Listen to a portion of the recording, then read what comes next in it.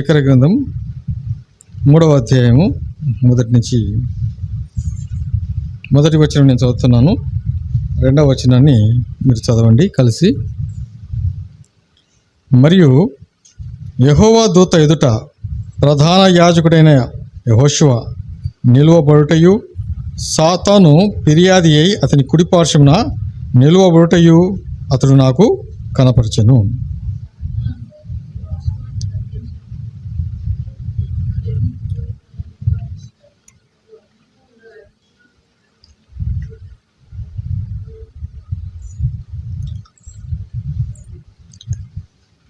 యెహోషువ మలిన వస్త్రములు ధరించిన వాడై దూత సముఖంలో నిలబడి ఉండగా, దూత తన దగ్గర నిలిచిన వారిని పిలిచి ఇతని మైల బట్టలు తీసివేయుడని ఆజ్ఞాపించి, నేను నీ దోషమును పరిహరించి ప్రశస్తమైన వస్త్రములతో నేను అలంకరించుతున్నాను అని సెలవిచ్చాను. అతని తల మీద తెల్లని పాగా పెట్టించుడని నేను మనవి చేయగా, వారు అతని తల మీద తెల్లని పాగా పెట్టి వస్త్రములతో అతనిని అలంకరించిరి. యెహోవా దూత దగ్గర నిలుచుండెను. అప్పుడు యెహోవా దూత యెహోషువకు ఇలాగ ఆజ్ఞయించాను, సైన్యములకు అధిపతియగు యెహోవా సెలవిచ్చినదేమనగా, నా మార్గములలో నడుచుచు నేను నీకు కనపరిచిన దానిని భద్రముగా గైకొనేలా నీవు నా మందిరం మీద అధికారివై నా ఆవరణములను కాపాడువాడు వాగుదువు. మరియు ఇక్కడ నిలువబడు వారికి కలిగినట్టు నా సన్నిధిని నిలుచు భాగ్యము నీకెత్తును. ప్రధాన యాజకుడైన యెహోషువ నీ ఎదుట కూర్చుండు. నీ సహకారులను సూచనలుగా ఉన్నారు. నీవును వారును నా మాట ఆలకిపోలేను. ఏదనగా చిగురు అను నా సేవకుడిని నేను రప్పింపబోతున్నాను. యెహోషువ ఎదుట నేనుంచిన రాతిని తేరి చూడుడి. ఆ రాతికి 7 నేత్రములున్నవి. దాని చెక్కడప్పు పని చేయువాడను నేను. ఇదే సైన్యములకు అధిపతి యెహోవా వాక్కు. మరియు ఒక దినములోగానే నేను ఈ దేశము యొక్క దోషమును పరిహరింతును. ఆ దినము ద్రాక్ష చెట్టు కింద, అంజూరపు చెట్ల కింద కూర్చుంటకు మీరందరూ ఒకరినొకరు పిలుచుకొని పోనట్లు ఇదే సైన్యములకు అధిపతి యెహోవా. చదవాలా? మీరు అందరూ గట్టిగా చదవాలా? మీరు చదవకుంటే నేను మళ్ళీ చూస్తున్నాను. చదవాలా? అందరు గట్టిగా చదివితే సంఘము ఇంతవరకు పాట కలిసి పాడుతున్నప్పుడు స్వరం ఎత్తాలా, గట్టిగా పాడాలా, వాక్యం చదవాలా. మరి ఈ అధ్యాయము జకర్యా గ్రంథము 3వ అధ్యాయము మనం చూస్తూ ఉన్నాం. మరి ఈ అధ్యాయంలో ఇక్కడ యెహోషువ కనపడుతున్నాడు. ఈ యెహోషువ మరి యెహోషువ గ్రంథంలో ఉన్న యెహోషువ కాదు. ఈయన ప్రధాన యాజకుడైన యెహోషువ. మరి ఆయన చూస్తున్నాడు, ఒక దర్శనంలో దేవుడు చూపిస్తున్నాడు. అందుకని నిలువబడుట, సాతాను ఫిర్యాది అయి అతని కుడిపార్శ్వన నిలుచుంట అతడు నాకు కనపరచెను అని అక్కడ ఉందన్నమాట. మరి ఈ మాటలు జ్ఞాపకం చేసుకుంటే మరి యెహోషువ గురించి మనము కొన్ని మాటలు జ్ఞాపకం చేసుకోవటానికే, మరి ఆయన యాజకుడు అనటానికే ఒక వచనాన్ని మీకు జ్ఞాపకం చేస్తున్నాం. చూడండి యెహోషువ గురించి. హగ్గయి గ్రంథానికి రండి. హగ్గయి గ్రంథంలో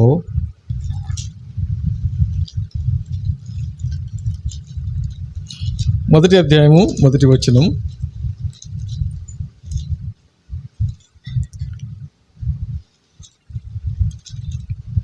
చదువుతారు ఎవరైనా? 1వ అధ్యాయము 1వ వచనం.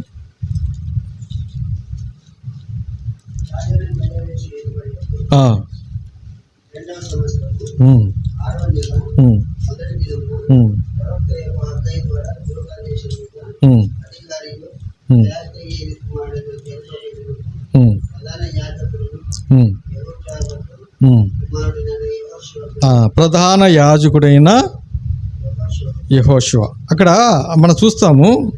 మరొకసారి ఎజ్రా గ్రంథంలో కూడా మనం చూస్తాం. చూడండి, ఎజ్రా మరి నాయకత్వంలో వచ్చినటువంటి, జెరుబ్బేలు నాయకత్వంలో ఉన్నటువంటి మరి ఎజ్రా గ్రంథము 2వ అధ్యాయము 2వ వచనం. 2వ అధ్యాయం 2వ వచనము మనం చూస్తే చూడండి. చదువుతారా? చదవండి.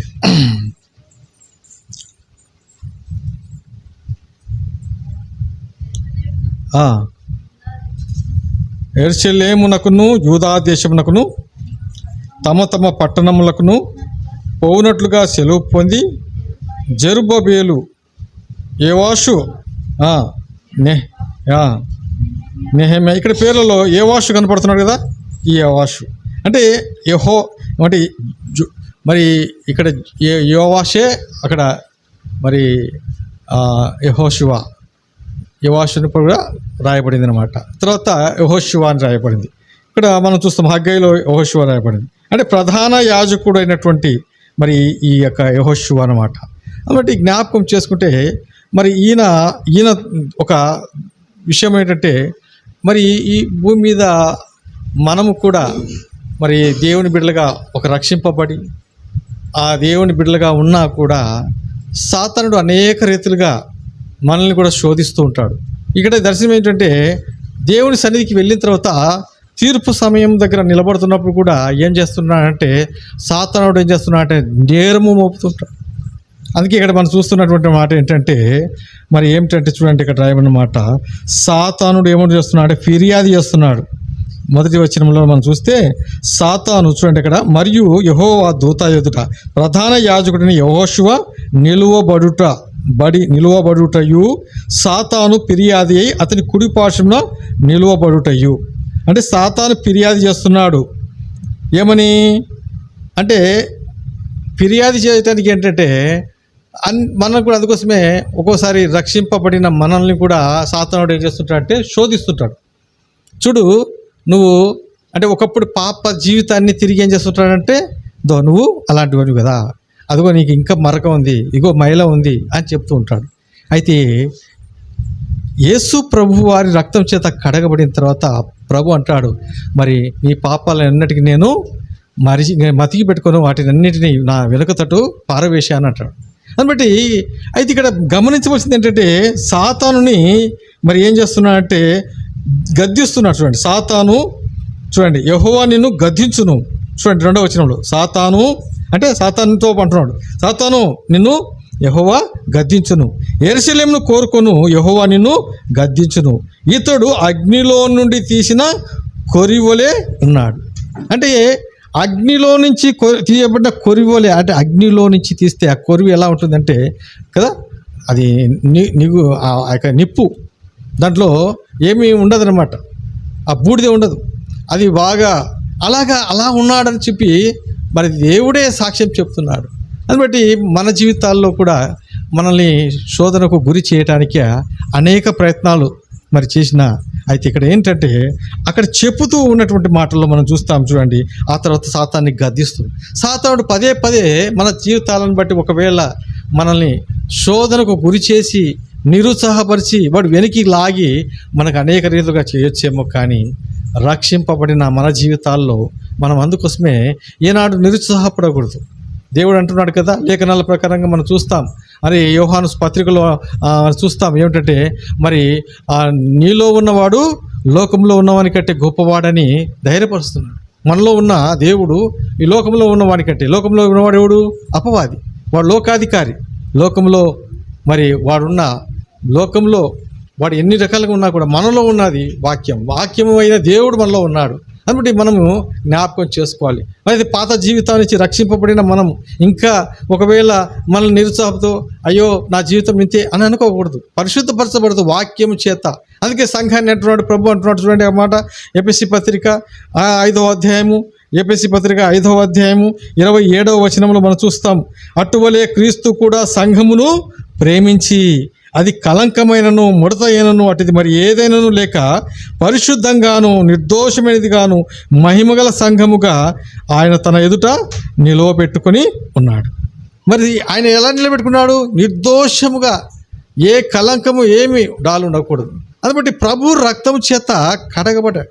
అందుబట్టి ఇక్కడ ఏంటంటే గమనించవలసింది అంటే, అక్కడ రాయబడిన మాటలో సాతాన్ని గద్దిస్తున్నాడు. ఈ బిడ్డ నా బిడ్డ, ఈ బిడ్డ కొరకు నేను రక్తం కార్చాను, ఈ బిడ్డను పరిశుద్ధపరిచాను అని చెప్పడానికి జ్ఞాపకం చేస్తూ ఏమంటారంటే కింది వచనంలో చూడండి, రాయబడిన మాట 3వ వచనంలో, యెహోషువ మలిన వస్త్రమును ధరించిన వాడై దూత సమ్ముఖంలో నిలువబడి ఉండగా, అంటే ఇక్కడ మలిన వస్త్రాన్ని కనపడుతుంది వాస్తవంగా. ఎందుకంటే మానవులమందరము కూడా కదా. మానవులమందరం కూడా ఏమైన వారము పాపులమే. అయితే పాపము కలిగిన మనల్ని ప్రభువైన యేసు రక్తం చేత కడిగి పరిశుద్ధపరచబడ్డాడు. అందుకే దేవుడు మన పక్షంగా మన పాపాలు మనం ఒప్పుకున్న తర్వాత మనమంట ప్రభు సన్నిధిలో నిలబడిన వారుగా ఉన్నా. అందుకే ఇక్కడ అంటున్నాడు మలిన వస్త్రంను తీసివే అంటున్నాడు. ప్రేమంటే దేవుని బిడ్డలారా, మనం గమనించవలసింది ఏంటంటే, మనం ఒక్కోసారి అనుకుంటుంటాం వాళ్ళకంటే నేను నీతిమంతుడిని అనుకుంటున్నాను. నేను రక్షింపబడ్డాను, చక్కగా సంఘానికి వస్తున్నాను, ప్రార్థనా జీవితం కలిగి ఉన్నాను, వారికంటే నేను నీతిమంతుడిని అనుకుంటాను. బైబిల్ ఏం సెలవిస్తుంది, పరిశుద్ధ గ్రంథం ఏం సెలవిస్తుంది? మన నీతి క్రియలన్నీ మురికి పేలికలే. మనం అనుకున్న నీతి క్రియలు మన సొంత నీతిని బట్టి మనం రక్షింపబడలేదు. ఒకవేళ అనుకుంటే అబ్బా నేను చాలా నీతిమంతుణ్ణి, 10 మందికి దానం చేస్తున్నాను, అన్నదానాలు చేస్తాను, లేకపోతే అనేక రకాలమైన ఒకరికి చేయుతగా సహాయం చేస్తున్నాను, నేను మాత్రం అన్ని విషయంలో మరి నేను మంచిగా ఉన్నాను అనుకుంటుంటా. కానీ మనలో ఏక మంచితనము లేదు. బైబిల్ గ్రంథం సెలవిస్తుంది ఏమని అంటే, ఒకవేళ మనం అనుకుంటే మన నీతి క్రియలన్నీ కూడా మురికి పేలికలే. అందుకే మలిన వస్త్రము ధరించిన ఆయన తీసేస్తున్నాడు.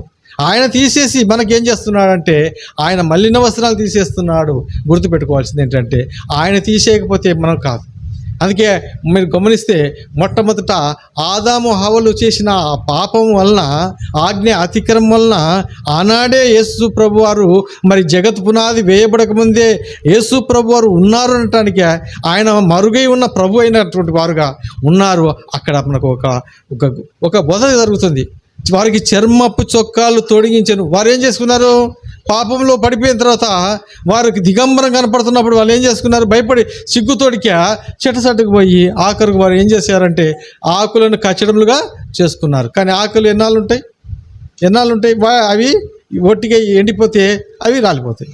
కానీ దేవుడి ప్రేమ కలిగిన వాడు. అయితే వారి పాపం నిమిత్తమై ఒక వధ జరిగింది, ఒక గొర్రెపిల్ల వధింపబడింది. అయితే అక్కడ ఏం రాయబడింది? అక్కడ గొర్రెపిల్ల వధింపబడి చెప్పలే, వారికి చర్మపు చొక్కాలు తొడిగించబడ్డాయి అని రాయబడి చదువున్నమాట.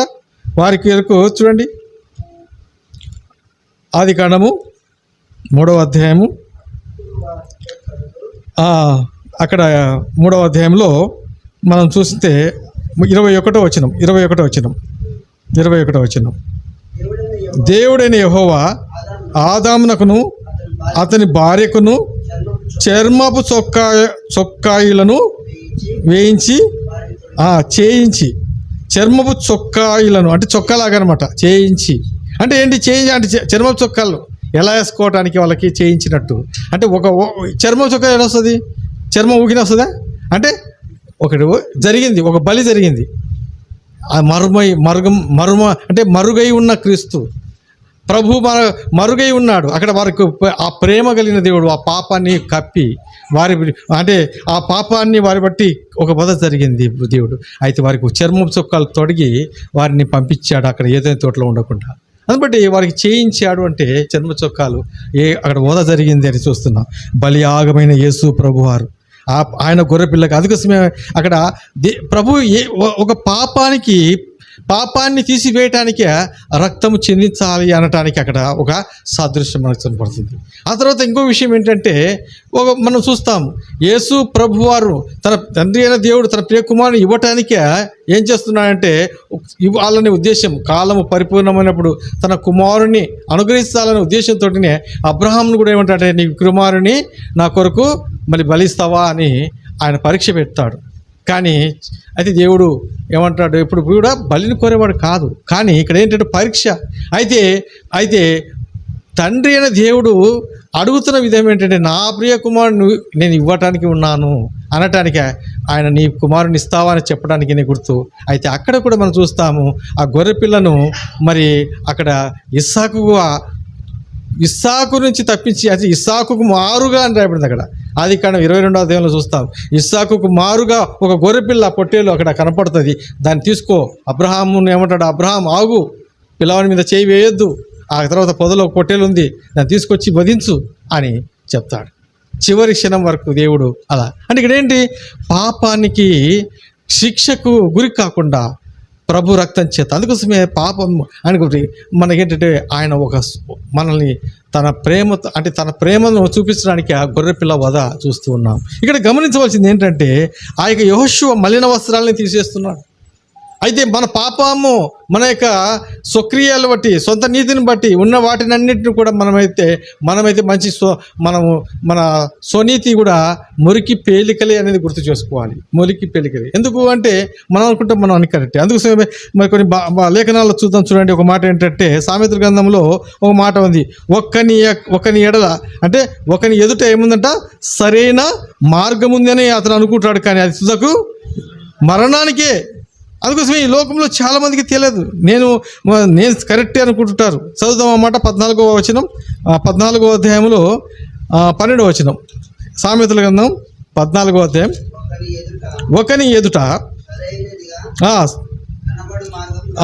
ఒకని ఎదుట సరైనదిగా కనబడు మార్గము కలదు, అయితే తుదకు అది మరణమునకు త్రోవ తీయును. అంటే వాడు అనుకుంటాడు నేను వెళ్ళే మార్గం సరైనది అనుకుంటాడు, కానీ ఆ మార్గం ఎలాంటిది అంటే తుదకు మరణానికే. అయితే దేవుని మార్గం సరైనది, ప్రభు మార్గం సరైనది. అందుబట్టి చాలామంది తెలియదు. అందుకోసమే ఈ లోకంలో చాలామంది సొంత నీతి సొంత క్రియలు. అందుకోసమే మనం ఇందాక వచనాన్ని చదువుతాం చూడండి. యెషయా గ్రంథంలో కూడా 66వ అధ్యాయము 64వ అధ్యాయం. యెషయా గ్రంథం 64వ అధ్యాయము 6వ వచనం చూడండి. అక్కడ 6వ వచనంలో మేమందరము అపవిత్రుల వంటి వారమైతిమి, మా నీతి క్రియలనియు మురికి గుడ్డ వలె ఆయను, మేమందరము ఆకుల వలె వాడిపోతిమి, గాలి వాన కొట్టుకొని పోనట్టుగా మా దోషములను మమ్మను కొట్టుకొని పోయెను. అంటే ఆ విధంగా మన యొక్క మరి క్రియలు ఎలా ఉంటాయంటే మా నీతి క్రియలు అనుకుంటున్నాడు. మా నీతి క్రియలు మురికి పేలికలే ఒప్పుకుంటున్నాడు. అందుబట్టి ఇక్కడ ఏంటంటే మనం అనుకుంటున్నాం అన్ని నీతి క్రియలు అనుకుంటే కానీ మురికి పేలికలే. ప్రేమేంటి దేవుని బిడ్డలా గమనించండి అక్కడ. అందుబట్టి చాలా వరకు మనం అందుకోసమే. అందుబట్టి ఒకసారి యాకోబు పత్రికలో ఒక మాట రాయబడింది. ఏమిటంటే ఇక్కడ ఏం రాయబడిందంటే మేలనేది చేయవలని అలా చేయకపోతే కూడా పాపం అంట. చూడండి అన్నమాట. అంటే మేలు చేయాలనేది కూడా చేయలేకపోతే కూడా పాపానికి దారి చూస్తుంది. చాలామంది మనం అనుకుంటుంటాం ఏం లే మన జీవితంలో అని అనుకుంటాం. అలాగా మరి సొంత స్వబుద్ధి ఆధారం చేసుకొని కూడా పోకూడదు. లేఖనాలు మనకి ఏం సెలవిస్తున్నాయో చూద్దాం. చూడండి యాకోబు పత్రిక 4:17 వచనం. మేలైనది చేయనెరిగియు అలాగు చేయని వానికి పాపము కలుగును. మేలు చేయాలని కూడా కొన్ని సందర్భంలో మేలు చేయకుండా పోతూ ఉంటాం. అందుకే మనకు మంచి సమ్మరేణు కథను కూడా ప్రభు సందర్భంగా చెప్తాడు. మేలు చేయాల్సిన విషయంలో మేలు చేయలేదు. అక్కడ సందర్భం మనం చూస్తాం, చాలా చక్కగా దేవుడు తెలియపరుస్తాడు. ఇక్కడ యాజకుడు వెళ్తుంటాడు, సాయం చేయడు. లేవీయుడు వెళ్తుంటాడు, సాయం చేయడు. సమరయుడు అక్కడ సహాయం చేస్తాడు. మరి యాజకుడికి ఏమి, లేవీయుడేమి, దేవుని సేవ చేసేవాళ్ళే. ప్రేమ మాట్లాడరా. అయితే దేవుడు అందుకే అనేక రీతిలుగా జ్ఞానం కలిగి ఆలోచన చేసి మేము నీతి క్రియలు స్వనీతి అనుకుంటారు, కానీ అవన్నీ మురికి పేలికలే. అయితే ప్రభు మురికి పేలికలైన మనల్ని మన యొక్క మురికి పేలికలను తీసివేస్తున్నాడు. అందుబట్టి చూడండి మనకి అక్కడ రాయబడిన మాట మనం చూస్తాం. చూడండి అక్కడ రాయబడిన మాటలో సామెతల గ్రంథంలో కూడా 3వ అధ్యాయంలో చూస్తాం. స్వనీతిని ఆధారం చేసుకోవద్దు అంటున్నాడు, స్వబుద్ధిని ఆధారం చేసుకోవద్దు అంటున్నాడు. చాలా వరకు మనం ఏం చేస్తుంటామంటే నీతిమంతులు అనుకుంటాం, స్వబుద్ధిని ఆధారం చేసుకుంటుంటాం. చూడండి రాయబడిన మాట సామెతలు 3వ అధ్యాయము 5 నుంచి నీ స్వబుద్ధిని ఆధారం చేసుకొనక నీ పూర్ణ హృదయంతో యెహోవా యందు నమ్మిక ఉంచుము, నీ ప్రవర్తన అంతటి యందు ఆయన అధికారమునకు ఒప్పుకొనుము. ఆ తర్వాత కింద దేవుని యొక్క ఆయన ఇచ్చే ఆయన జ్ఞానంలో ఎదుగుతాం. ఆయన ఎంతో భయభక్తులు కలిగి ఉంటే మన దేహానికి మన ఆరోగ్యానికి మనకు అన్ని విషయాల్లో ఆశీర్వాదాలు ఆయన మనం పొందుకుంటామని లేఖనము సెలవిస్తుంది. ప్రేమిటి వారలారా గమనించండి ఇక్కడ.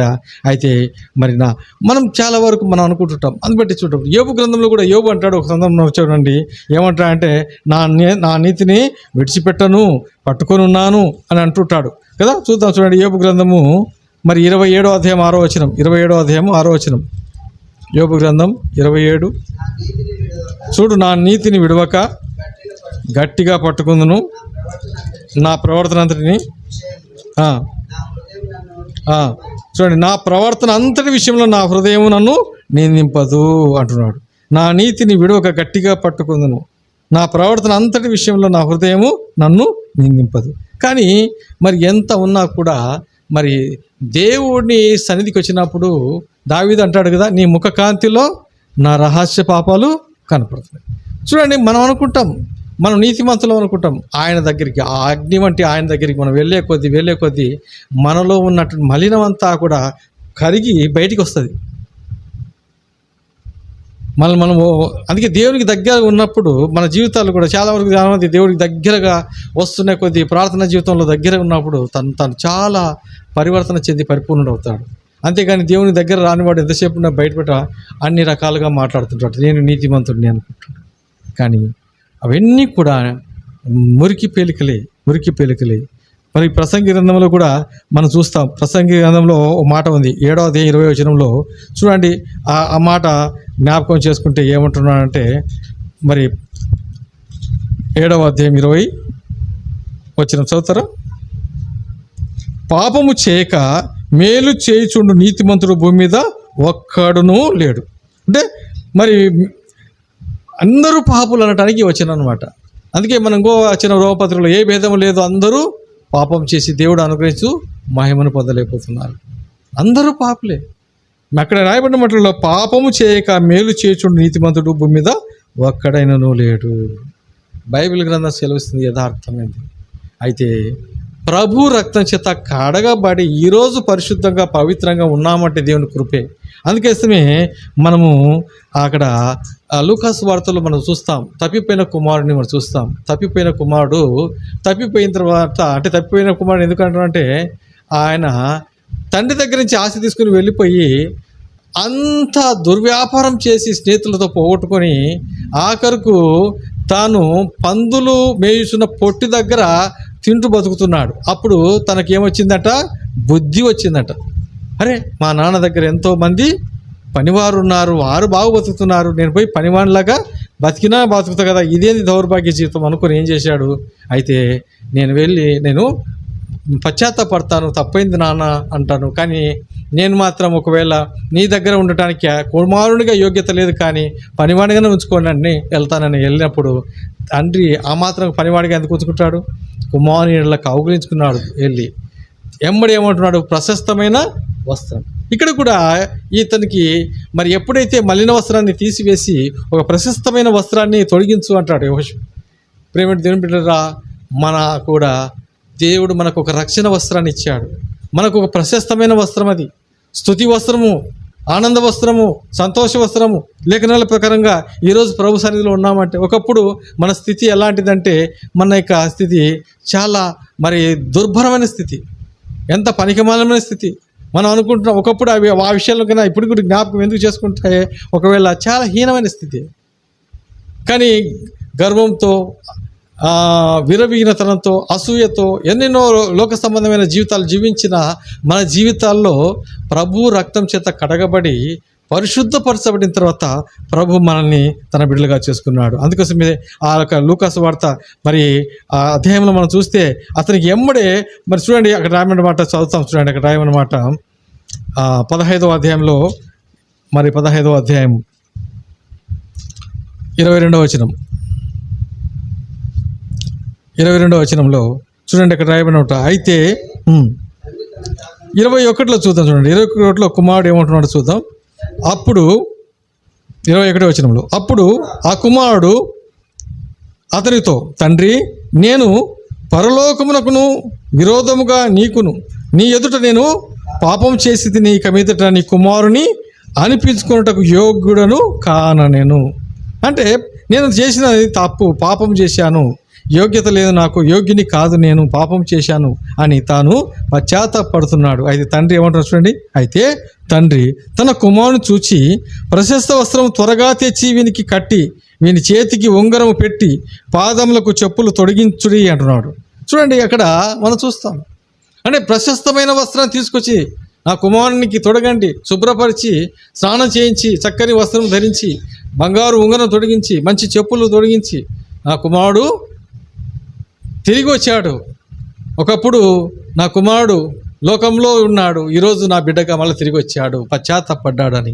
కాబట్టి చనిపోయిన కుమారులాగా చనిపోయి తిరిగి లేచినట్టు, అది బట్టి అంత ఆనందంతో చెప్తున్నాడు. ప్రేమ దేవుని బిడ్డలారా, ఇక్కడ జకర్యా గ్రంథంలో ఆ మాటను చూస్తే దేవుడు ప్రశస్త వస్త్రాన్ని తొడిగించి తలకి పాగా తొడిగించి అక్కడిని సిద్ధపరుస్తూ ఆ విధంగా అక్కడ మనం చూస్తాం యెహోషువను. అయితే సాతానుడు ఏం చేస్తున్నాడు? వాస్తవంగా అయితే ఫిర్యాదు చేస్తుంటాడు. మనల్ని కూడా ఒకవేళ ఈ భూమి మీద ఉన్నంతసేపు కూడా మనల్ని కూడా అనేక రీతిగా మనల్ని శోధిస్తూ ఉంటాడు. ఒకవేళ అక్కడికి పోయినా కూడా ఒకవేళ ఇతను అనేక మరి పాపాలు చేశాడు, ఇతను అనేక మరి ఇవి చేశాడని మనల్ని ఎత్తి చూపించవచ్చేమో. కానీ అయితే ప్రభు అక్కడే ఉండి మన పక్షంగా తండ్రి అయిన దేవుడు జడ్జిలాగా ఉంటే, కుమారుడైన యేసు ప్రభు న్యాయాధిపతిగా అంటే లాయర్ లాగా అనమాట. అందుబట్టి ఉత్తరవాది అని రాయబడింది యోహాను పత్రిక మనం చూస్తాం. అక్కడ ఉత్తరవాదిగా ఆయన ఏం చేస్తాడంటే, మన పక్షంగా ఏం చేస్తాడంటే తండ్రికి విన్నపిస్తూ ఏమంటాడంటే, ఇతనిలో ఏ దోషము లేదు, ఇతని పక్షంగా నేను నా రక్తాన్ని కారబోసాను, నా గాయాలు ఇతని కోసమే చేసి గాయపరచబడ్డాను అని అతని పాపాన్ని అంతటి నేను కడిగివేశాను. అతని పాపాలు ఒప్పుకున్నాడు. ఒకప్పుడైతే పాపే, అయితే పాపాలను ఒప్పుకున్నాడని మన పక్షంగా ప్రభు ఉత్తరవాదిగా ఉన్నాడు. అయితే ప్రేమ దేవుని బిడ్డలారా, మన జీవితాల్లో కూడా అలాగా మన జీవితంలో మనము మరి పాప జీవితంలో ఎలాగో జీవించామో, ప్రభు రక్తం చేత కడగబడ్డామో, ఈరోజు ప్రభు మనకు ఒక ప్రశస్తమైన వస్త్రాన్ని ఇచ్చాడు, తొడిగించాడు. ఆ ప్రశస్తమైన వస్త్రాలు ఒకసారి మనం గమనిస్తే చూడండి, రాయబడిన మాటలో రక్షణ వస్త్రము అని రాయబడింది. మనకి ఒక రక్షణ దేవుడు అనుగ్రహించాడు. ప్రభువైన యేసుక్రీస్తు ద్వారానే మనకు రక్షణ కలిగింది. ఈ సత్యాన్ని మనం తెలుసుకుంటే చూడండి, గమనించండి, రాయబడిన మాటలో యెషయా గ్రంథము 61వ అధ్యాయము 10వ వచనం, 61:10.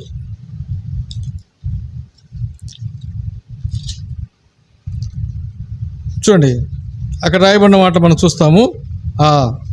శృంగారమైన పాగా ధరించుకొని పెళ్లి కుమారుని రీతిగా, ఆభరణంతో అలంకరించుకొని పెళ్లి కుమార్తె రీతిగా ఆయన రక్షణ వస్త్రమును నాకు ధరింపజేసి ఉన్నాడు. చూడండి, నాకు రక్షణ వస్త్రము. మనకి ఈరోజు రక్షణ అనుగ్రహించిన ప్రభువును బట్టి ఆనాడు ఆదాము హవ్వలకి వారికి రక్షణ వస్త్రాన్ని ఇచ్చాడు. వారికి ఒక రక్షణ వస్త్రం అనేది. ఈరోజు మనం ఈ బట్టలు వేసుకున్నామంటే ఎందుకు వేసుకున్నాం? దేహాన్ని కాపాడుకోవడానికనే కదా. ఈ భూ సంబంధమైనటువంటి మరి జీవితంలో కదా, బయటి యొక్క ఎండకైతేనేమి ఇవి లేకుండా తిరుగుతుంటే బాగుంటుందా? కానీ వేసుకుంటే ఎందుకు తిరుగుతున్నాం? ఇది మనకు ప్రొటెక్షన్. కాళ్ళకు ఏం చేస్తున్నాం? చెప్పులు వేసుకుంటాం, కాళ్ళకు ప్రొటెక్షన్ అంటే పాదరక్షణ అంటారు కదా, పాదరక్షణ ఈ వస్త్రం. అయితే ఆత్మీయమైనటువంటి మన జీవితంలో రక్షణ అనే వస్త్రముని దేవుడు మనకు అనుగ్రహించాడు, రక్షణ వస్త్రం.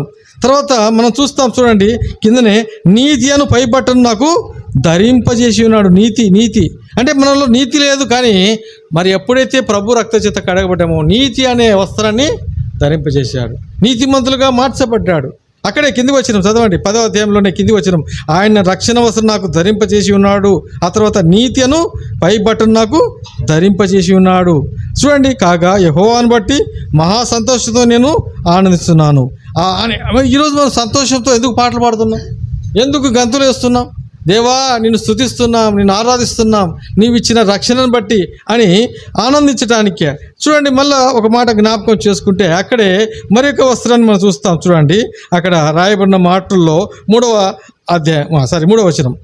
వస్త్రం, షియోనులో దుఃఖించు వారికి ఉల్లాస వస్త్రములను ధరింపజేయుటకును, బూడిదకు ప్రతిగా బోదండను, దుఃఖములకు ప్రతిగా ఆనంద తైలమును, భారభరితమైన ఆత్మకు ప్రతిగా స్తుతి వస్త్రమును. స్తుతి వస్త్రం. ఎంతగా మనము మరి సంతోషంతో దేవుని స్తుతిస్తూ ఉన్నామంటే స్తుతి వస్త్రాన్ని మనకు దేవుడు ధరింపజేసి ఉన్నాడు. ఆనంద వస్త్రము. తర్వాత అక్కడ రాయబడినట్టు దుఃఖానికి, సియోన్లో ఉన్న దుఃఖిస్తున్నవా మనకు అనకంటే ఉల్లాస వస్త్రం, సంతోషం, ఉల్లాస వస్త్రాన్ని ధరింపజేసినాడు. చూడండి, కొత్త బట్టలు వేసుకుంటే ఆనందం, ఎంత సంతోషం. అలాగే రక్షణను పొందుకున్న తర్వాత ఆనందం. అందుకోసమే దావీదు ఒక సందర్భంలో ఆయన రక్షణను కోల్పోయాడు. అనగా మరి తాను ఆ దేవుని సన్నిధిని కోల్పోయినాడు. దేవుడు తనతో ఉండకుండా పోయాడు, తన పాపంలో పడిపోయాడు. పాపంలో పడిపోయినప్పుడు దేవుడు దూరం అయిపోతలేక కన్నీరు కార్చాడు. కన్నీరు కార్చి ఏమంటాడంటే, దేవా నాకు తిరిగి రక్షణ ఆనందాన్ని దయచేయంటాడు. 51వ కీర్తన మనం చూస్తాం.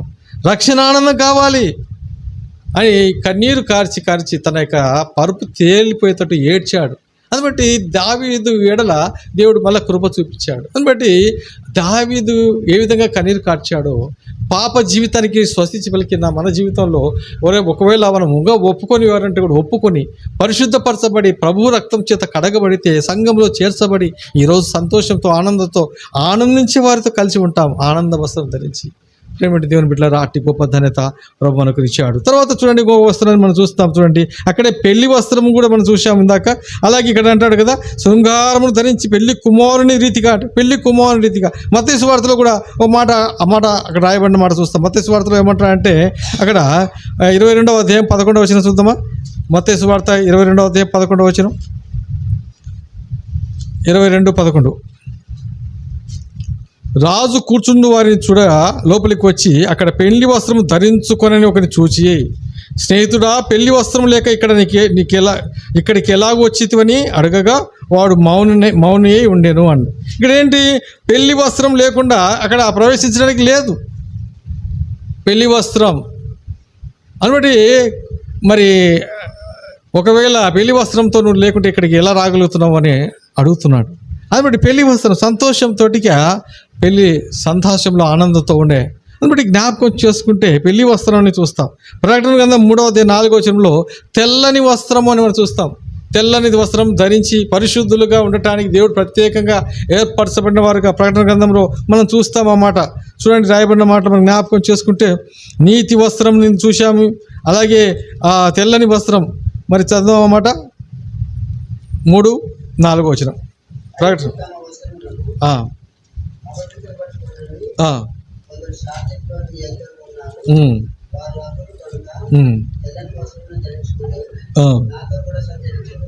చూడండి, అయితే తమ వస్త్రములను అపవిత్రపరచుకొనని కొందరు సార్దీనులో నీ యొద్ద ఉన్నారు. వారు అర్హులు కనుక తెల్లని వస్త్రములు ధరించుకొని నాతో కూడా సంచరించెదరు. తెల్లని వస్త్రం కింద 5వ వచనంలో కూడా జయించువాడు అలాగున తెల్లని వస్త్రము ధరించుకొనును. జయించువాడు, ఈ లోకంలో దేవుని బిడ్డలుగా దేవుడు ఆ విజయం ఇస్తాడు, తోడుగా ఉంటాడు. అయితే లోక సంబంధంగా మలినాన్ని అంటకుండా, చూడండి, ఇహలోక మాలిన్యం అంటకుండా జీవించాలి, పరిశుద్ధంగా జీవించాలి. ప్రభు కోరేది అదే. ప్రభు రక్తం చేత కడగబడిన తర్వాత మనం పరిశుద్ధంగా ఉండాలని దేవుడు కోరుతూ ఉన్నప్పుడు పదే తన యొక్క వాక్యం చేత తన బిడ్డలుగా తన ఎదుట నిలబెట్టుకుంటున్న ప్రభువుని బట్టి. అయితే ఈ లోకంలో మనం ఉన్నాం, కానీ ఇహలోక మాలిన్యాన్ని మనము అంటుకొనకుండా జీవించాలి. అందుబట్టి దేవుడు ఇచ్చినటువంటి గొప్ప ధన్యత అంటే రక్షణ వస్త్రము, ప్రశస్త వస్త్రము కదా, పెళ్లి వస్త్రము, అలాగే జయించువానికి. తర్వాత శోభిత వస్త్రము అని చూస్తాం, స్తుతి వస్త్రం చూసాం. తర్వాత చూడండి, సుందర వస్త్రం అని కూడా ఉంది. సుందర వస్త్రము అంటే ఆ మాట మరి ఎంత సంతోషంగా ఎంత సుందరంగా ఉంటుందో. శోభిత వస్త్రం అంటే కూడా రాజులు ధరించి శోభితంగా ఆ తేజస్సు ఆ యొక్క కిరీటం ధరించి ఆ వస్త్రం ధరించి ఆ వస్తుంటే కదా, ప్రభువును కూడా ఆ విధంగా మనము ఈ లేఖనంలో చూడొచ్చు. అలాంటి మనల్ని కూడా ఆ విధంగా ప్రభు రారాజు అయితే మనం కూడా సామంత రాజుల్లాగా ప్రభు, అందుకోసమే మన రాజులైన యాజక సమూహము అని చెప్పాడు. అందుకని జ్ఞాపకం చేసుకుందాం. అన్నమాట చదువుతామా. 52 మొదటి వచనం, యెషయా గ్రంథం 52 మొదటి వచనం.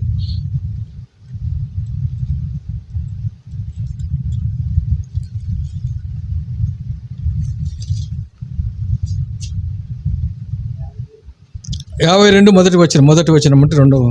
సియోను లెమ్ము నీ బలము ధరించుకొనుము, పరిశుద్ధ పట్టణమైన యెరూషలేమా నీ సుందర వస్త్రము, చూడండి, నీ సుందర వస్త్రమును ధరించుకొనుము. సుందర వస్త్రం అంటే సుందర వస్త్రము దేవుడు మనకు అనుగ్రహించాడు. స్తుతి వస్త్రాన్ని పట్టుకొని దేవుణ్ణి స్తుతిస్తూ స్తుతి వస్త్రంలో అంటే ఇక్కడ ఇవి ఆత్మీయ వస్త్రాలు, ఇవి కంటికి కనపడకుండా మనకు ఒకవేళ అవి ధరింపజేసి ప్రభులో ఉన్న ఆనందిస్తూ మనం ముందుకు సాగుతున్నాం ప్రభు సన్నిధిలో. అందుబట్టి దేవుని బిడ్డలారా, ప్రభు తన యొక్క రక్తం చేత కడిగి శుద్ధి చేసి అక్కడ మరి యెహోషువ కూడా ఈయనకు మలిన వస్త్రం తీసివేసి ఇతనికి ధరింపజేయుడిని సెలవిస్తూ ఉన్నటువంటి మాట మనం చూస్తూ ఉన్నాం. అందుబట్టి ఆ తర్వాత కిందికి వచ్చిన చూస్తే చూడండి, అక్కడ రాయబడిన మాటలు మనం ఏం చూస్తామంటే అతనికి మరి పాగా అంటే తలకు మంచి పాగా అలంకరించబడ్డాడు. చూద్దామా అక్కడ మాట. యెహోషువ మలిన వస్త్రం ధరించిన వాడే దూత సముఖంలో నిలబడి ఉండగా దూత దగ్గర నిలిచున్న వారిని చూచి ఇతని మైలబట్టను తీసివేయడని ఆజ్ఞాపించి, నేను నీ దోషమును పరిహరించి ప్రశస్తమైన వస్త్రముతో నిన్ను అలంకరించుచున్నాను. అది మనము చూసాం. అయితే కింద వచనం 5వ వచనంలో, అతని తల మీద తెల్లని పాగా పెట్టించుడని నేను మనవి చేయగా వారు అతని తల మీద తెల్లని పాగా పెట్టి వస్త్రములతో అతన్ని అలంకరించిరి. చూడండి, తెల్లని పాగా తల మీద పెట్టుట. ప్రేమేంటి దేవుని బిడ్డలారా, మరి తల మీద పాగా అంటే కిరీటం అన్నమాట. కిరీటం, తెల్లని పాగా, తెల్లని కిరీటం.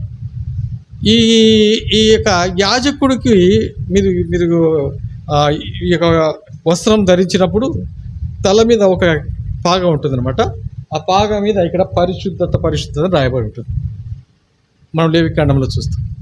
అలాగే మనల్ని దేవుడు మన క్రియలను బట్టి మన కిరీటాలు ఇస్తున్నాడని లేఖనాలు చూస్తాం.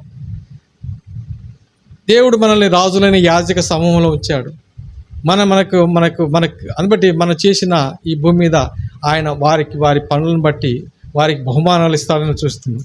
చూడండి, కిరీటాలుగా మనకు అనుగ్రహిస్తున్నాడు. ఇక్కడ మరి 5వ వచనంలో తెల్లని పాగా పెట్టి వస్త్రములతో అలంకరించి అతని మరి నిలబెడుతున్నాడు. తెల్లని పాగా నెత్తి మీద పెడుతున్నాడు వస్త్రం. అది మనం చూస్తున్నాం. అంటే తెల్లని పాగా అంటే ధవల కిరీటము. తెల్ల అంటే ధవల కిరీటం.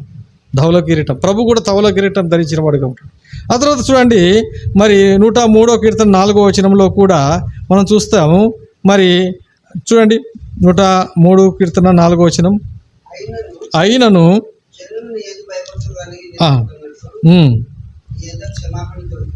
103 కీర్తన, ఎన్నో కీర్తన చదువుతున్నాను? 103 4వ వచనం, సమాధిలో నుండి నీ ప్రాణమును విమోచించుచున్నాను, కరుణా కటాక్షములను నీకు కిరీటంగా ఉంచుతున్నాను. కరుణా కటాక్షములను కిరీటం. ఈ కిరీటం ఎలాంటిదంటే కరుణ కటాక్షం. మనము పుట్టినరోజు నాడు ఒక వచనాన్ని బాగా జ్ఞాపకం చేస్తాం. దయా కిరీటం గుర్తుందా?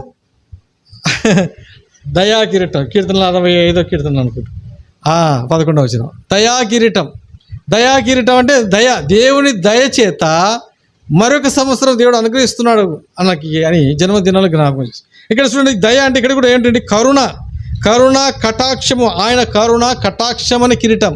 అయితే ఆయన కరుణించి కటాక్షం అనే కిరీటాన్ని నాకు దయచేశాడు. ఈరోజు మనం బ్రతికున్నామంటే, మనం జీవిస్తున్నామంటే ఆయన కరుణ కృప ఈ భూమి మీద. ఈరోజు ప్రభు సన్నిధిలో ఉన్నాము. ఎంతోమంది ఈ దినాన్ని చూడని వారు ఈ భూమి మీద ఇప్పటికి లేరు. ఈ దినం చూడని వారు మరి నిన్నటి దినం రాత్రి పొద్దున పేపర్ చూస్తే ఎన్నో యాక్సిడెంట్లు, ఎన్నో ఘోరాలు కదా, మరణాలు. కాబట్టి అయితే కరుణ కటాక్షం అనే కిరీటాన్ని మనకు ధరింపచేసినటువంటి వాడు. అయితే చూడండి, మరి మనము మన ప్రభు మనకి చూడండి, పేతురు రాసినటువంటి పత్రిక 2వ అధ్యాయము 9వ వచనం చదువుదామా? పేతురు రాసినటువంటి పత్రిక 2వ అధ్యాయము 9వ వచనం, అయితే మీరు చీకటిలో నుండి ఆశ్చర్యకరమైన తన వెలుగులోనికి మిమ్మును పిలిచిన వాని గుణాతిశయములను ప్రచురము చేయు నిమిత్తము ఏర్పరచబడిన వంశమును, రాజులైన యాజక సమూహమును, పరిశుద్ధ జనమును, దేవుని సొత్తైన ప్రజలనై ఉన్నారు. దేవుని సొత్తైన ప్రజలు. మరి దేవుని సొత్తు అంటే మరి దేవుని సొత్తు, దేవుడు ధరించే సొత్తు. దేవుని సొత్తు అంటే దేవుడు ఆభరణాలు ధరించాడు అనుకో, దేవుడు రారాజు కదా, దేవుడు రారాజు. రాజు తల మీద ఏముంటుంది? కిరీటంలో ఏముంటాయి? రత్నాలు ఉంటాయి. మరి నేను ఒక రత్నంలాగా కిరీటంలో దేవుడు పెట్టుకుంటే నువ్వు ఆ సొత్తు అయితే ఊహించుకున్నారు ఎప్పుడన్నా మీరు? అలా దేవుడు మనల్ని సొత్తుగా పెట్టుకుంటున్నాడట. ఎంత గొప్ప ధన్యత, ఎంత గొప్ప భాగ్యం. కిరీటం మీరు గమనించేటప్పుడు నెత్తిన కిరీటం పెట్టుకున్నాడు. ఆ కిరీటంలో ఒక వచనం ఉంది, ఒక మాట, అది నేను జ్ఞాపకం, అది యెషయా గ్రంథం ఉంది. ఆయన సొత్తు అనే మాటకి ఆయన ధరించి దాంట్లో రత్నము అని ఉంది. అది నాకు జ్ఞాపకం రావట్లేదు. యెషయా గ్రంథంలో అనుకుంటాను. అది నేను జ్ఞాపకం వస్తుంది కాబట్టి అది తలంపులో వస్తుంది, కానీ అది ఎక్కడ రాయబడి ఉంటుంది అది కూడా చూస్తున్నాను. ఒక్క నిమిషం చూడండి, నాకు గుర్తొస్తే కన్నా అది చూపిస్తాను. చూడండి, మనకు అంత గొప్ప ధన్యత దేవుడు ఇచ్చాడు. మనం ఆశమాషిగా దేవుని వీటిలుగా ఇటు ధన్యతకు అంటే భాగ్యానికి నోచుకున్నామనే సత్యాన్ని మీరు జ్ఞాపకం చేసుకోవాలి. చూడండి ఒక్క మాట,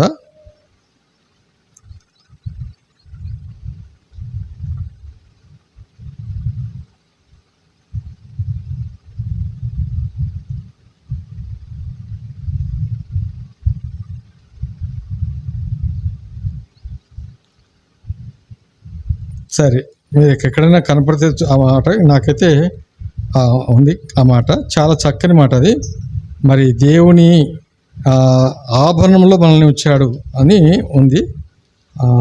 సరే సరే దేవుని స్తోత్రం కనపడింది. జకర్యా గ్రంథంలోనే ఉంది, చూపిస్తాను. వచనం 9వ అధ్యాయం జకర్యా గ్రంథం. దేవుడు పరిశుద్ధాత్ముడు చక్కగా సమయానికి అందిస్తాడు, అందుకోసమే జ్ఞాపకం ఇచ్చినాడు, చూపిస్తున్నాడు. 16వ వచనం, 9:16 చదవండి. 9:16 చదువుతారా? నేనే చదువుతున్నాను. నా జనులు యెహోవా దేశములో కిరీటమందలి రత్నం వలె ఉన్నారు గనుక కాపరి తన మందను రక్షించున్నట్లు వారి దేవుడిని యెహోవా ఆ దినమున వారిని రక్షించును. చూడండి, కిరీటము ఎందలి రత్నం వలె. చూడండి, కిరీటంలో రత్నములు. మనం ఆశమాషి కాదు, దేవుని పిల్లలుగా ఆయన రాజులైన యాజక సమూహంలో దేవుని సొత్తు అంటే ఏంటి? ఉదాహరణకి కదా, మనము చాలామంది ఏం చేస్తుంటారు, మెడలో ఒక హారం వేసుకోవచ్చు, నెక్లెస్ వేసుకోవచ్చు, గోల్డ్ చైన్ వేసుకోవచ్చు, కొంతమంది ఉంగరం పెట్టుకుంటారు. ఉంగరంలో ఏముంటుంది? ఒక రాయి ఉంటుంది కదా, మంచి రాయి. అలాగే రత్నము ఒక రత్నాన్ని, ఒక డైమండ్ని ఆయన ధరించే కాబట్టి సొత్తు, మనం ఆయన సొత్తు అయినాం. ఒక బంగారు ఒకవేళ మంచిగా దేవుడు కోరుకుని తనని ఆభరణంగా. అందుకోసమే పేర్లు చాలామంది పెట్టుకుంటారు. ఒక మాట గుర్తొస్తుంది కదా, దేవ భూషణం అని పెట్టుకుంటారు. భూషణం అంటే ఏంటి? వస్తువు అంటే భూషణంగా, అలంకారంగా, దేవునికి భూషణంగా, అలంకారంగా, అంటే దేవుడికి ధరించే ఒక అలంకారం. పిరమిడ్ దేవుడిలో గమనిస్తే బట్టి ఎంత ఇవన్నీ తెలుగు పదాలు. దేవభూషణము అంటే మరి జ్ఞాపకం చేసుకుందాం. తర్వాత చూడండి, ఇక పేతురు రాసిన పత్రిక మనం చూసాము. అలాగే మరి ఇక్కడ తిమోతికి రాసిన పత్రికలో కూడా చూడండి, నీతి కిరీటము.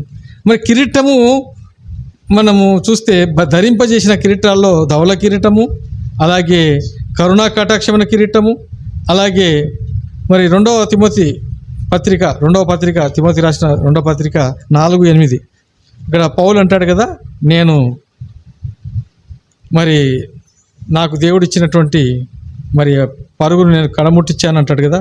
మంచి పోరాటం 8 చూడండి, అక్కడ కింది వచనంలో 4:8 7వ వచనంలో ఏమో మంచి పోరాడితిని, నా పరుగు కడముట్టించింది, విశ్వాసం కాపాడుకుంటుని, ఇక మీదట నా కొరకు నీతి కిరీటం ఉంచబడింది. నీతి కిరీటం, దేవుని కొరకు కష్టపడి పని చేసిన పౌలు ఆ మాట అంటున్నాడు, నీతి కిరీటం. తర్వాత ప్రకటన గ్రంథంలో చూడండి, 2వ అధ్యాయం 10వ వచనం, ఇదిగో మీరు శోధింపబడినట్లు అపవాది మీలో కొందరిని చెరలో వేయబోతున్నాడు. 10 దినములు శ్రమ కలుగును, మరణం వరకు నమ్మకంగా ఉండము, నేను నీకు జీవ కిరీటం ఇస్తాను. నమ్మకంగా ఈ భూమి మీద ఉంటే జీవ కిరీటం అంట. బట్టి నీతి కిరీటము, జీవ కిరీటము మనకిచ్చే కిరీటాలను మనము అదొకటి. అలాగే జీవ కిరీటము యాకోబు పత్రికలో కూడా మాట మనం చూస్తాం. 1వ అధ్యాయం 12వ వచనంలో. అలాగే 3వ అధ్యాయం ప్రకటన గ్రంథం 3వ అధ్యాయము 10వ వచనం. 3వ అధ్యాయం 10వ వచనం, మరి నీవు నా ఓర్పు విషయమై వాక్యమును గైకొంటివి కనుక భూమి మీద శోధించుటకు లోకం మీదికి రాబో శోధన కాలంలో నిన్ను కాపాడుదును. నేను త్వరగా వస్తున్నాను, ఎవడును నీ కిరీటము అపహరింపకున్నట్లు నీకు కలిగిన దాన్ని గట్టిగా పట్టుకును. అంటే మన కిరీటాన్ని పోగొట్టుకోకుండా మనం ఏం చేయాలి, మనం జాగ్రత్తగా ఉండాలని ఇక్కడ మాట చెప్తున్నాడు. చూడండి, అంటే ఇవన్నీ ఉన్నాయి, మీరు పోగొట్టుకోవద్దు. మీరు ఈ లోకంలో నమ్మకంగా జీవించండి, మీరు ప్రయాసపడండి, నీతిగా జీవించాలి. కాబట్టి ప్రేమ దేవుడు మన కొరకు తన రక్తాన్ని ధారపోసి కడిగి పరిశుద్ధపరిచి ఆయన మన మలిన వస్త్రాలను తీసి పరిశుద్ధంగా మనల్ని నీతి వస్త్రాలు పరిశుద్ధమైన వస్త్రాలు ధరింపజేసి ప్రశస్తమైన వస్త్రంతో అలంకరించి తన బిడ్డలుగా చేసుకున్న దేవుడు.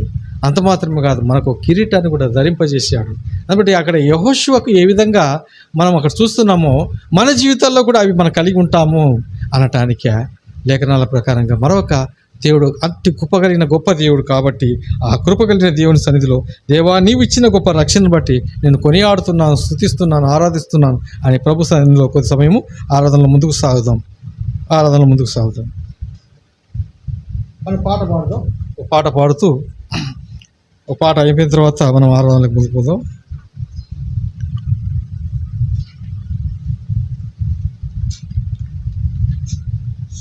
రెండు వందల ఇరవై ఆరు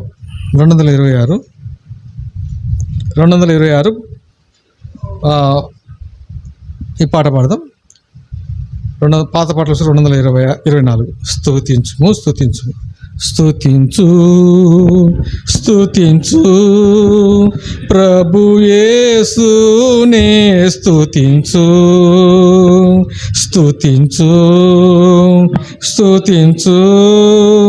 ప్రభు యేసునే స్తుతించు. నిన్ను నిర్మించి రూపమునిచ్చిన సృష్టికర్తాయనే,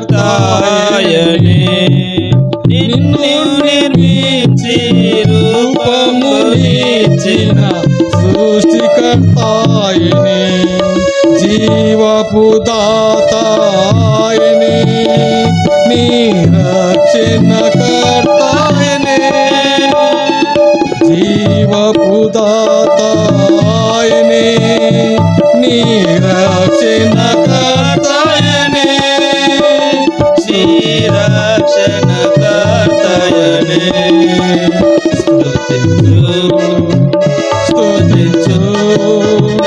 ప్రభు యేసునే స్తుతించు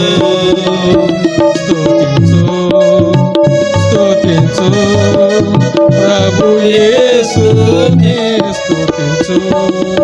ప్రేమించే నిన్ను ఆయనే శాశ్వత ప్రేమాచే, ప్రేమించే నిన్ను ఆయనే శాశ్వత ప్రేమాచే, ఏర్పరచుకొని నిన్ను భూమి పుట్టక మునుపే, ఏర్పరచుకొని నిన్ను భూమి పుట్టక మునుపే, దేవుడే నర రూపియాయే, ఆయన పేరు యేసు ప్రభు.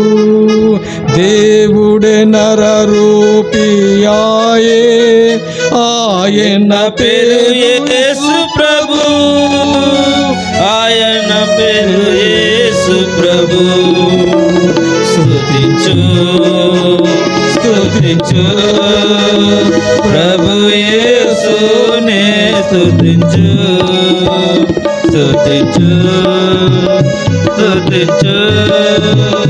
ప్రభు యేసునే స్తుతించు. సహవాసములో నిలచి ప్రత్యక్షతయందుండి, సహవాసములో నిలచి ప్రత్యక్షతయందుండి, ఏమి సంభావించినను ప్రభు పక్షమునుండవలెన్,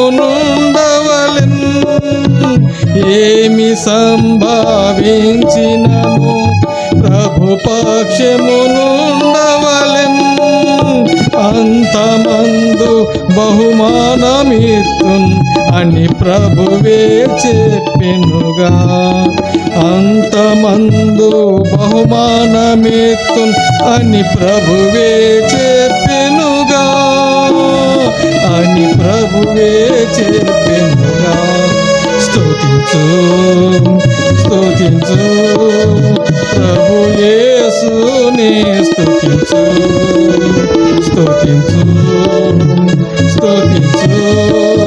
ప్రభు యేసునే స్తుతించు. ఆరాధన ముందు సాగుదాం.